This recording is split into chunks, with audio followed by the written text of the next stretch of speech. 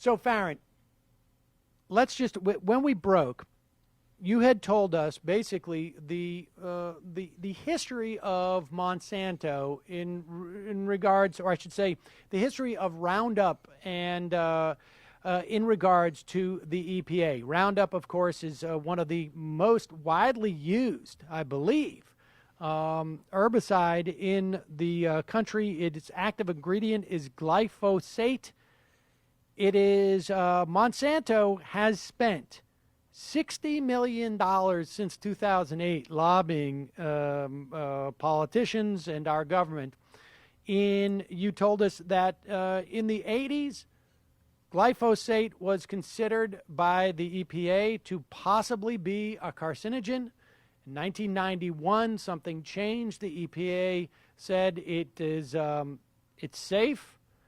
And this the law does not require a type of review of that EPA finding for 16 years. They waited 15 years and 11 months to review the data with an outside, supposedly outside independent review committee.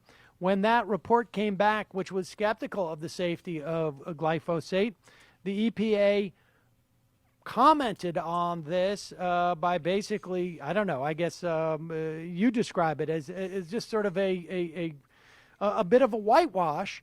And then earlier this week, in the course of a civil action, the law firm representing some plaintiffs, and if you can tell us a little bit more about that case, that would be great, released a treasure trove of documents, internal documents from Monsanto to, it seems, were they EPA officials or they were all internal Monsanto? Which one was that, Farron? Unfortunately, it's a little bit of all of them. They're actively working with people inside of the EPA. They're working with people who are working with the EPA. It's a huge web, really, of just Monsanto connections. And again, as you point out, you know, this is a company that spends millions of dollars each year on lobbying. They spend millions of dollars on scientists. At one point, what we found out from this email release earlier this week is that they were offering scientists, tens of thousands of dollars if they were willing to write studies or author a report that would cast doubt on a previous report that showed that Roundup, glyphosate, was carcinogenic.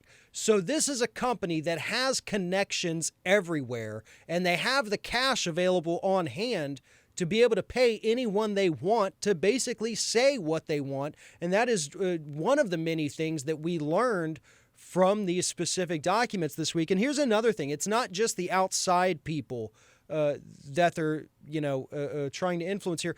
We have a Monsanto scientist, a woman, Donna Farmer, who actually worked at Monsanto, was one of their scientists studying this. Here is what she said. We found this out from the documents. Quote, "You cannot say that Roundup is not a carcinogen. We have not done the necessary testing on the formulation to make that statement. The testing on the formulations are not anywhere near the level of the active ingredient."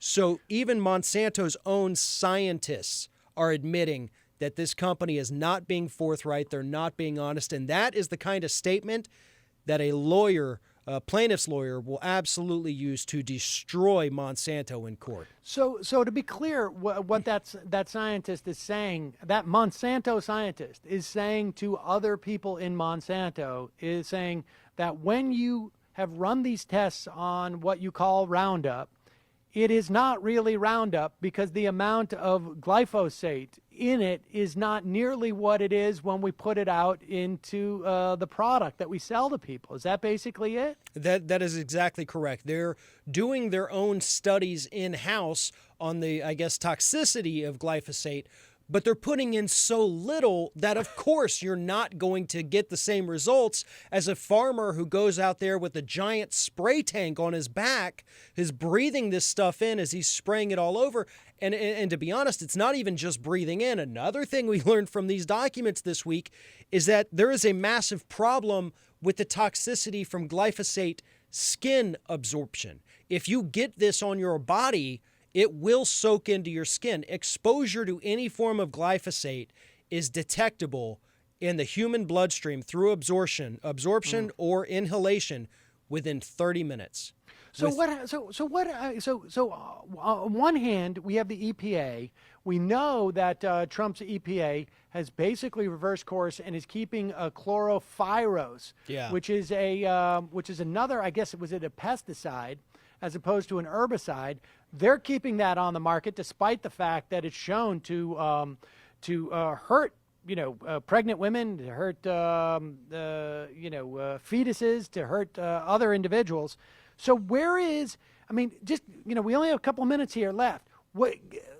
Tell us what the dynamic is between the EPA track and this lawsuit track. Well, right now, these lawsuits are not necessarily going with what the EPA has to say. They're going with the independent scientists. They're going with the World Health Organization, with IARC. They're trying to show that, look, everybody else, essentially, that's looked at this issue from around the planet says that this thing is causing cancers like non-Hodgkin lymphoma. It causes many others, but that's the main crux of everything here.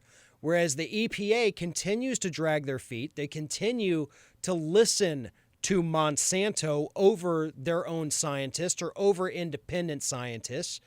And so that's why we're at a crossroads. I mean, listen, the state of California a couple weeks ago said, to hell with the U.S. EPA. We're going to go ahead and classify glyphosate in the state of California as a probable human carcinogen. We're not going to sit around and let people be exposed to this thing. Even if the science is actually uncertain, it's better to err on the side of caution than it is to just say, nope, you know what? Go ahead, let your kids play in it like it's an outside sprinkler. So Farron, California took the lead on this issue. Hopefully other states will follow. All right, we just have 60 seconds left.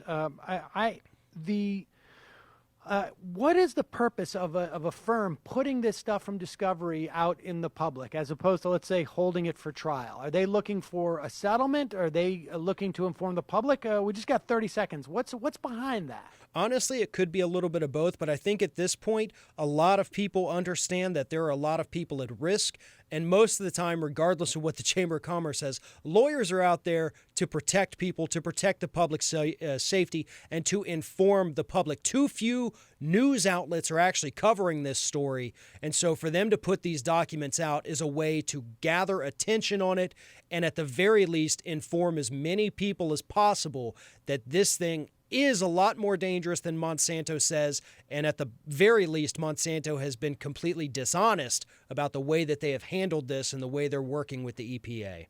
All right. Well, we'll put a link to it in at ringoffireradio.com and in the podcast description of this show. Farron, appreciate your coming on. Just really big news that is just not getting covered in the mainstream press. Farron Cousins, always a pleasure. I'm Sam Seder. This is Ring of Fire Radio. We'll be back with more right after this.